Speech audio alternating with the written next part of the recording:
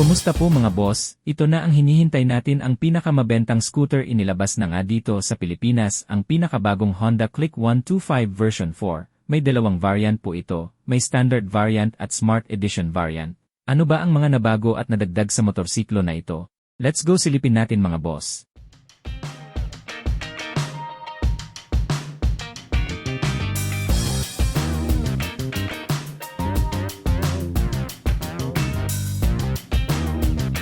Ang first impression ko sa nabago sa motorsiklo na ito ay ang kanyang looks. Sa harapan ay mas pinapogi compare mo sa previous model, may patulis o B-shaped design ang kanyang headlight.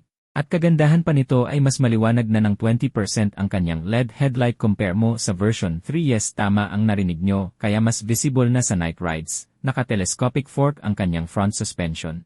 Ang brake system nito ay naka-disc brake sa harapan at naka-drum brake pa rin sa likuran. Isa sa nagustuhan ko sa motorsiklo na ito ay goods na goods pa rin sa daily rides dahil ayon sa WMTC ay kumukonsumo lang ito ng 49 hanggang 50 km per liters. Isa din sa mapapansin mo, malaki ang binago sa kanyang side profile. Sa bandang ibaba ng upuan, makikita mo ay may pa-curve na mga anggulo sa design ng fairings. Napakaangas ang dating, at isa sa nagustuhan ko sa motorsiklo na ito ay may built-in charging port na.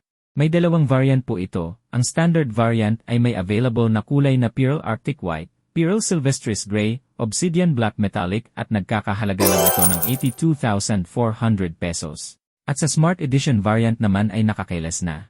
At may available na kulay na Matte Fresco Brown at Matte Axis Gray Metallic, at nagkakahalaga lang ito ng 86,900 pesos.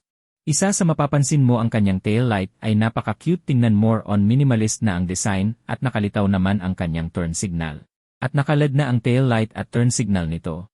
Alin ba ang nagustuhan mo na kulay sa Honda Click 125 version 4 mga boss? Comment mo nga sa ibaba. Sa engine displacement ng Honda Click 125 version 4 ay may 125cc. Automatic transmission, 4-stroke, liquid-cooled, single overhead cam, fuel-injected engine. At nakapagbigay ito ng maximum power na 11 horsepower sa 8,500 RPM at may maximum torque na 10.8 Nm of torque sa 5,000 RPM. Sa features naman ng Honda Click 125 version 4 ay naka-fully digital meter panel at bago na ang design nito compare mo sa previous model, may enhanced smart power for better performance and efficiency. At may park brake lock for parking safety sa matatarik na daan. May bigat lang ito ng 112 kilo, kaya magaan lang ito, at kayang-kaya imaneho sa mga baguhan na lady riders. May fuel tank capacity na 5.5 liters, mas pinalaki na ngayon ang underseat compartment nito, at kasya na ang isang full-face helmet. Both rear and front tires ay naka-tubeless na. Kaya kung sapat na ang ipon mo, at mahilig ka sa mga scooter na motorsiklo, ano pa ang hinihintay mo? Bilhin mo na!